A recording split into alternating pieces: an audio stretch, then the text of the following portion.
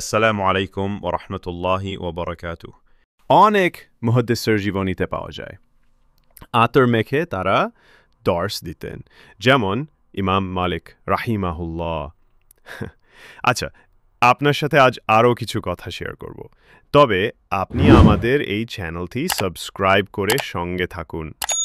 আমাদের প্রিয় নবী সাল্লাল্লাহু আলাইহি ওয়াসাল্লামের কাছে আতর এবং স্ত্রী খুব প্রিয় ছিল। আর নামাজ ছিল তার কাছে চোখের মণি।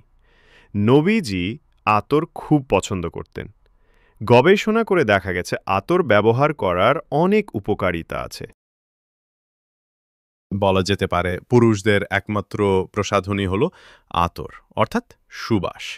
বর্তমানে আতর বা সুগন্ধির ব্যবহারকে অ্যারোমা থেরাপি বলা হয়। জি, এটা মনে রাখবেন। নবীজির একটি সুন্নাত যা এখন থেরাপি হিসাবে বিশ্বের বিভিন্ন দেশে চলমান রয়েছে। এর কারণ কি জানেন?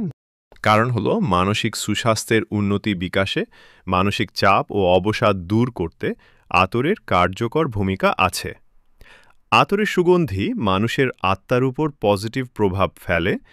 আতর ব্যবহার করার ক্ষেত্রে সস্তা ও সিনথেটিক বর্জন করাটাই ভালো। পরিমাণে অল্প হলেও অরিজিনালও একটু দামি আতর ব্যবহার করবেন।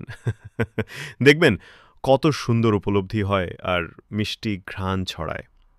মনের গহীনে লুকিয়ে থাকা ইচ্ছে, আনন্দ ও খুশির বহিঃপ্রকাশ ঘটবে। আর তখনই বুঝতে পারবেন নবীজির সুন্নাতের আমল করার তৃপ্তি। আতর ব্যবহার করে নবীজির সুন্নাত যেমন আদায় করা যায়, বিশেষ করে 2 ঈদে এবং জুম্মার দিনে। তার সাথে পাশে থাকা মানুষটিকে খুব অনায়াসেই খুশি করা যায়। আর আপডেট পেতে হলে আমাদের ইউটিউব চ্যানেল সাবস্ক্রাইব করে আমাদের সঙ্গে থাকুন। আপনার সুস্বাস্থ্য কামনা করে বিদায় নিচ্ছি।